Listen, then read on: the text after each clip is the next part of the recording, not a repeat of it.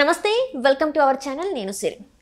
వివేకానంద రెడ్డి గారిని ఇందుకోసమే హత్య చేశారు అని చెప్పేసి దస్తగిరి అయితే కొన్ని సంచలన వ్యాఖ్యలు చేశారు. ఇంతకీ ఆ వ్యాఖ్యలు ఏంటి? సో ఈ అంశాన్ని మనకు క్లుప్తంగా వివరించడానికి మనతో పాటు ఉన్నారు ప్రముఖ సీనియర్ జర్నలిస్ట్ జగదేవ్ గారు. నమస్కారం సార్. నమస్తే సార్, ఇప్పుడు చూస్తున్నట్టయితే దస్తగిరి గారు మొన్న కూడా కొన్ని వ్యాఖ్యలు చేశారు. నేను జగన్మోహన్ రెడ్డి గారికి పోటీగా నిలుస్తాను, నేను కూడా రాజకీయాల్లోకి వస్తానని చెప్పేసి మొన్న కూడా తన ఒక వ్యాఖ్యలు అయితే చేశారు. అండ్ ఇప్పుడు మళ్ళీ ఏంటంటే ఇందుకోసమే వివేకానంద రెడ్డి గారిని హతమార్చారు, సో ఇదే కారణం అని చెప్పేసి కొన్ని వ్యాఖ్యలు అయితే చేశారు. ఇంతకు ఆ వ్యాఖ్యలు ఎలా చూడాలి సార్? మనం అవి నిజమే అనుకోవాలా?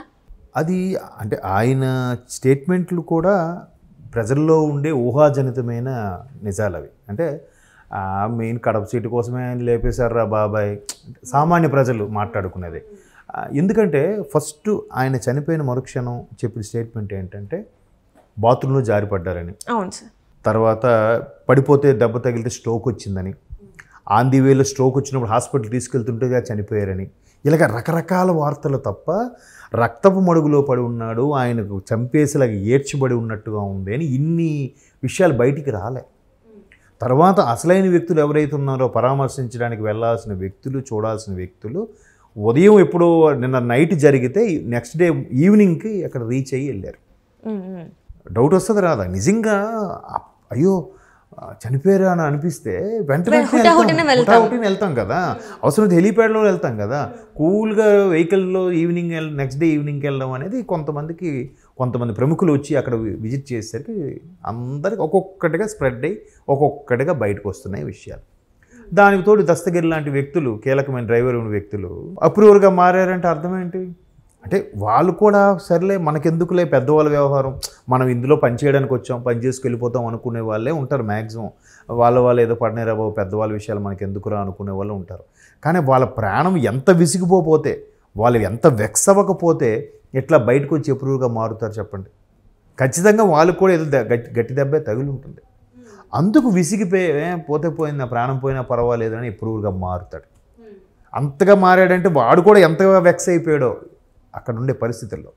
సో అట్లా బయటకు వచ్చి ఆయన ప్రతిదీ కూడా చెప్తున్నాడు. కేవలం కడప ఎంపీ సీటు కోసమే జరిగిందని ఇవాళ ఆయన మాట్లాడుతున్నాడు. ఇది ఆయన చెప్పకపోయినా చాలామంది విశ్లేషకులు, చాలామంది రాజకీయాల మీద అవగాహన ఉన్నవాళ్ళు, ఎస్పెషలీ కడప రాజకీయాల మీద అవగాహన ఉన్నవాళ్ళు ఎప్పుడో చెప్పారు. అలా చెప్పినదే మీడియా కూడా కవర్ చేసింది. అక్కడ ప్రజలు, స్థానికంగా ఉన్న ప్రజలు ఎలా అభిప్రాయపడుతున్నారు అన్నట్టుగా కూడా ఇన్ఫర్మేషన్ ఇవ్వడం జరిగింది మీడియా. సో మనం శాటిలైట్ ఛానల్లో చూస్తే చాలా వరకు వచ్చాయి. అలా రాగానే ఏం చెప్పారంటే మమ్మల్ని పడక చూపిస్తున్నారు అని చెప్పి కొంతమంది బురద జల్లే ప్రయత్నం చేశారు. కానీ ఏదైనా అంతే కదమ్మా, రెండే విషయాల్లో దారుణాలు జరుగుతాయి. ఒకటి డబ్బు, రెండోది పదవి, ఇంకోటి కూడా ఉంది, అదే ఆడది. ఈ మూడు విషయాల్లో తప్పుగా అనుకోవద్దు, ఇట్లా జరుగుతుంటాయి. సో ఈయనకి కూడా దాని గురించి జరిగాయని కూడా చాలా వార్తలు ఉన్నాయి. ఈయన కూడా విభేదించారట వివేకానంద రెడ్డి గారు, లేదు నేనే నిలబడతాను అన్నట్టుగా చాలా జరిగిన నేపథ్యంగా ఆఖరికి ఆయన అడ్డు తొలగించుకోవాలనుకున్నారనేది దస్తగిరి గారి సారాంశం. ఆయన జైల్లో ఉన్నప్పుడు కూడా అక్కడ జైలరు వాళ్ళు కూడా ప్రభావితం చేశారు, నాకు చాలా ఇన్ఫ్లుయెన్స్ చేశారు, ఎందుకురా బాబు నువ్వు ఇలా ఉంటావు, మారిపోరా బాబు, నీకేం కాదు మేము చూసుకుంటామని కూడా అన్నారట. కావాలంటే మీరు సీసీ ఫుటేజ్ కూడా తీయించండి అంటున్నారు. అంత పెద్ద జైలుకి సీసీ ఫుటేజ్ లేకపోవడం ఏంటమ్మా? దాన్ని పట్టించుకోవాల్సింది ఎవరు? ఈవెన్ చంద్రబాబు గారు అరెస్ట్ అయినప్పుడు కూడా రాజమండ్రి సెంట్రల్ జైల్లో సీసీ ఫుటేజ్ లేవు. ఆయనకు అనారోగ్యంగా ఉంది, బాగాలేదు, లేదా దోమలు కొడుతున్నాయంటే ఒకడంటాడు, దోమలు కొట్టకపోతే రంభావరసు వచ్చి కొడతారా అంటాడు ఒకడు. ఒకసారి అనారోగ్యం హెల్త్ బులెటిన్ రిలీజ్ చేయండి అని అంటే ఈయనకి పెద్ద అందరూ మేము కేర్ తీసుకోవాలని మాట్లాడతాడు ఒకడు. రకరకాలుగా మాట్లాడుతున్నారు. అంటే మాజీ ముఖ్యమంత్రి కదా సార్, అంటే స్థాయికి ఇవ్వాలి కదా, ఆయనకే వాల్యూ లేకపోతే ఎప్పుడు మన దస్తగిరి లాంటి వాళ్ళకి ఏముంటుందమ్మా? సో ఇది ఇప్పుడు ఖచ్చితంగా ఆయన కూడా అదే అంటున్నాడు, థ్రెట్ ఉందంటే నాకు ఏ క్షణాన్ని ఎవరు చంపేస్తారో తెలియదు అన్నట్టు కూడా మాట్లాడుతున్నాడు. భార్యను కూడా బెదిరించడం జరిగింది. అక్కడ లోకల్గా ఉండే కౌన్సిలర్ ఒకడు మిసెస్ని బెదిరించాడంట. అరే ఇవాళ రేపు కౌన్సిలర్ ఏంటి, పేర్లు ఇప్పుడు అనవసరం, కొంతమంది వ్యక్తులు ఉన్నారు, వాళ్ళు డైరెక్ట్గా మీడియా ముఖంగా కూడా మాట్లాడుతున్నారు కదా. జగన్మోహన్ రెడ్డి గారి గురించి కానీ భారతి మేడం గురించి కానీ మాట్లాడితే ఒక్కొక్కడికి గొడ్డడు తీసుకొడతా అని ఇట్లాంటి పదజాలం కూడా వాడారు. టైంలో వీళ్ళు కూడా మాజీ ముఖ్యమంత్రి గారు ఒకరికి వీళ్ళ వేలు చూపిస్తుంటే మూడు మన వైపు వస్తాయని వాళ్ళకి తెలియదా అమ్మా? అంటే భువనేశ్వర్ గారి గురించి కూడా అప్పుడు మాట్లాడారు కదా, అప్పుడు ఎందుకు మరి వాళ్ళు ఎవరు రియాక్ట్ అవ్వలేదు? అది వాళ్ళ విజ్ఞతగా వదిలేయాలి. అరే ప్రపంచం లోకం చూస్తుందిరా అని ఒక కామన్ సెన్స్ అనేది ఉండాలి కదా. లేదు మేము మాకు అధికారం ఉంది కానీ మేము ఏం చేసినా చెల్లుతుంది అనే ఫీలింగ్లోకి వెళ్ళిపోయారు. దానివల్ల అధికారం శాశ్వతం కాదు, ఎవరు ఇన్ని రోజులు ఉంటారో తెలియదు. ఒక్కసారిగా ఏమవుతుంది, ఒక్కసారి ఇటు అట్టు ఇలా వేసిన ఖచ్చితంగా తిరగేస్తాంగా. ఎవరు అధికారం ఎన్నాళ్ళు ఉంటుంది, అది ఎవరు ఆలోచించట్లేదు. ఇప్పుడు ఆయన కూడా ఏం చెప్తున్నాడు, ఆ చైతన్య రెడ్డి అనే పేరు ఎత్తి కూడా అక్కడ నాకు అధికారి ఇలాగా మభ్యపెట్టాలని చూశాడు, నన్ను కన్విన్స్ చేయాలని చూశాడు, కావుండి సీసీ ఫుటేజ్ చూడండి అని క్లియర్గా పేరు పెట్టి మరీ చెప్తున్నాడు ఆయన. తట్టు కడప రాజకీయాల కోసమే, కడప లోక్సభ స్థానం కోసం ఇవన్నీ జరుగుతున్నాయని కూడా క్లియర్గా చెప్పి అది అందరికీ తెలిసిందే, ఓపెన్ సీక్రెట్ అది. కాకపోతే ఆయన ధైర్యం మెచ్చుకోవాలి. ఆయన ఏమవుతాడో, ఆయన ఏం చేస్తారో తెలియదు, కానీ ఆయన ధైర్యం మెచ్చు. అంటే బాబాయ్ని చంపేసిన వాళ్ళు, అంటే అది చంపేస్తారో లేదో మనకు తెలియదు. అంటే బాబాయ్ని ఇట్లా అయిపోయింది, వాళ్ళ అమ్మగారిని కూడా కొన్నిసార్లు ప్రాణహాని అంటే బయటపడ్డది మనం చూసాం. సునీత గారికి కూడా ప్రాణహాని ఉందన్నారు, షర్మిల గారికి కూడా, అందరికీ ప్రాణహాని ఉందన్నారు. సో వాళ్ళందరూ అంటే కొంచెం ఎంతో అంత తట్టుకోగలుగుతారు, కానీ ఇలాంటి ఒక సామాన్యుడు తట్టుకొని చెప్తున్నాడు అంటే అంత మీరు అన్నట్టు వెక్స్ అయిపోయారా, లేకపోతే ఇంకేమైనా దీంట్లో వేరే కోణం ఏమైనా ఉందంటారా? వేరే కోణం ఏముంటుంది, ఇప్పుడు అదే అంటున్నాను, అంత పెద్ద పెద్ద వాళ్ళ విషయాలు ఉన్నప్పుడు కూడా ఏంటంటే సామాన్లు ఇంట్లో పని వాళ్ళు, డ్రైవర్లు వాళ్ళు ఏంటంటే మనకెందుకులే అని పట్టించుకోరు. అంత వీళ్ళ వరకు వచ్చిందని అంటే చూడండి వాళ్ళు ఎంత దారుణంగా బిహేవ్ చేసి ఉంటారు. అవతల వ్యక్తులు ఎంత దారుణంగా బిహేవ్ చేయకపోతే వీళ్ళు ఇప్పుడు పనోళ్ళు డ్రైవర్లు ఉన్నప్పుడు భార్య భర్తలు గట్టిగా అరుచుకోవడానికి కూడా ఇబ్బంది పడతారు. వాడు ఉన్నాడు, వాడు వెళ్ళిపోయాక సెన్స్ లేదా వాళ్ళ ఎదురుగా ఎందుకులే అని.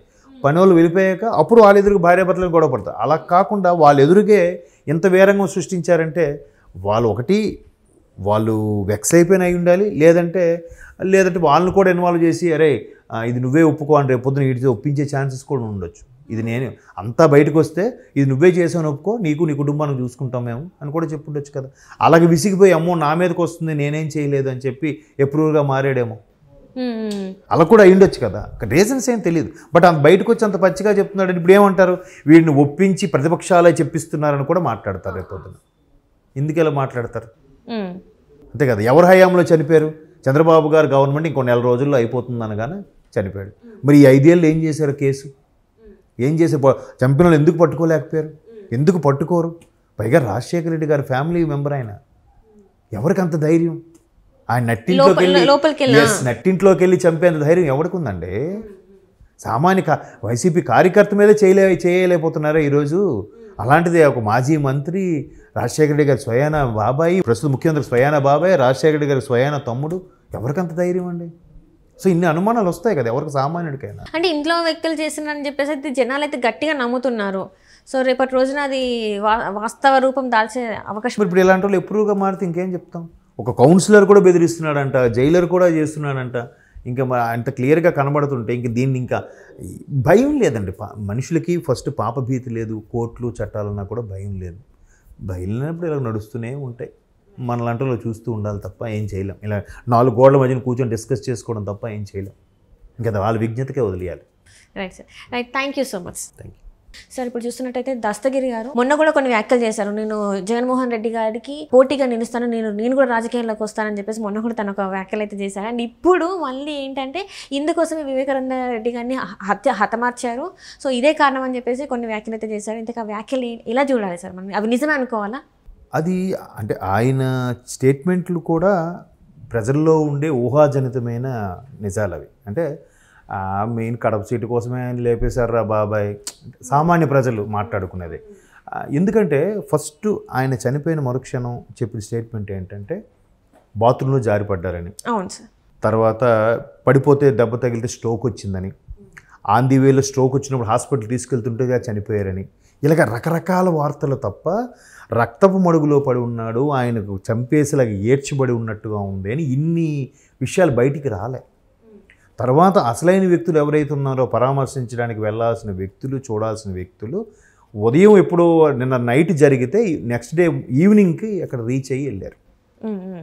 డౌట్ వస్తుంది రాదా? నిజంగా అయ్యో చనిపోయారు అని అనిపిస్తే వెంటనే వెళ్తాం కదా, అవసరం హెలీప్యాడ్లో వెళ్తాం కదా, కూల్గా వెహికల్లో నెక్స్ట్ డే ఈవినింగ్కి వెళ్ళడం అనేది కొంతమంది ప్రముఖులు వచ్చి అక్కడ విజిట్ చేసేసరికి అందరికి ఒక్కొక్కటిగా స్ప్రెడ్ అయ్యి ఒక్కొక్కటిగా బయటకు వస్తున్నాయి విషయాలు.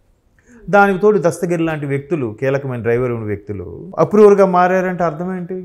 అంటే వాళ్ళు కూడా సర్లే మనకెందుకులే పెద్దవాళ్ళ వ్యవహారం, మనం ఇందులో పని చేయడానికి వచ్చాం, పని చేసుకు వెళ్ళిపోతాం అనుకునే వాళ్ళే ఉంటారు మ్యాక్సిమం. వాళ్ళు ఏదో పడినారా బాబు, పెద్దవాళ్ళ విషయాలు మనకి ఎందుకురా అనుకునే వాళ్ళు ఉంటారు. కానీ వాళ్ళ ప్రాణం ఎంత విసిగిపోతే, వాళ్ళు ఎంత వెక్స్ అవ్వకపోతే ఎట్లా బయటకు వచ్చి ఎప్పుడుగా మారుతారు చెప్పండి? ఖచ్చితంగా వాళ్ళు కూడా ఏదో గట్టి దెబ్బే తగిలి ఉంటుంది.